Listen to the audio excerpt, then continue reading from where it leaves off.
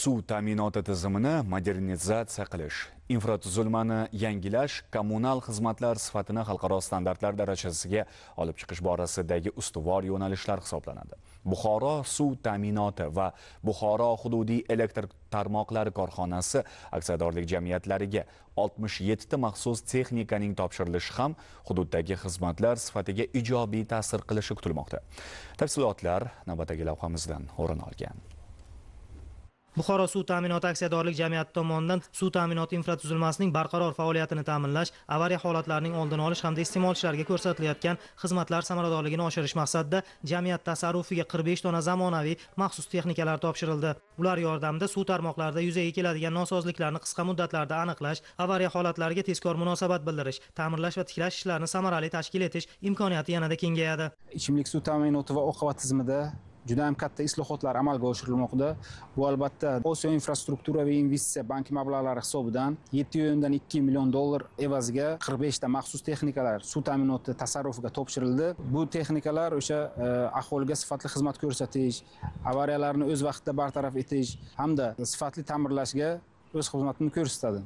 Buxoro hududiy elektr tarmoqlari korxonasi aksiyadorlik jamiyati tomonidan Buxoro viloyatidagi 509,172 nafar elektr energiyasi iste'molchilariga 103 ta yuqori kuchlanishdagi podstansiyalar, qariyb 20 ming kilometr uzunlikdagi elektr uzatish tarmoqlari, 6,5 mingdan ortiq transformator punktlari orqali elektr energiyasi yetkazib berilmoqda. Iste'molchilarni sifatli va uzluksiz elektr energiyasiga bo'lgan talabini qondirish uchun jamiyat tomonidan tizimda bosqichma-bosqich modernizatsiya va yangilash ishlari olib borilmoqda. Birgina o'tgan 2025-yilni misol qiladigan bo'lsak, bir yilning o'zida 5 ta yuqori quvvatdagi podstansiyalar qurilib foydalanishga topshirildi.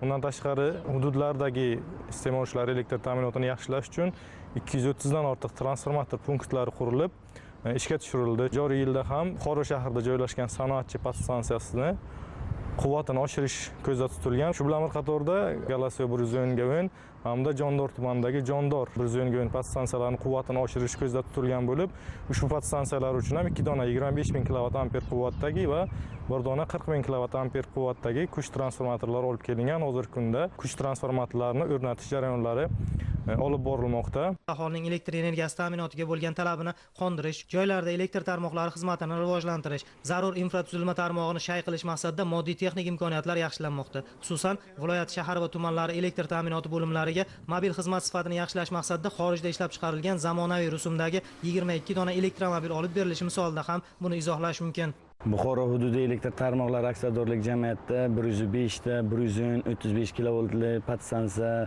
mavjud bo'lib, shularni joriy va mukammal ta'mirlash ishlarida avariya holatlarini oldini olish maqsadida prezidentimiz tomonidan shart-sharoitlar yaratib, elektromobil avtomashinalar topshirildi. Elektromobillar bizlarni og'irimizni yengil qilib, joriy va mukammal ta'mirlash ishlarini hamda avariya holatlar kelib chiqishini oldini olishga xizmat qiladi. Bu nafaqat transport vositalari yangilanishi, balki sohaning innovatsion rivojlanishi sari dadil qadamdir.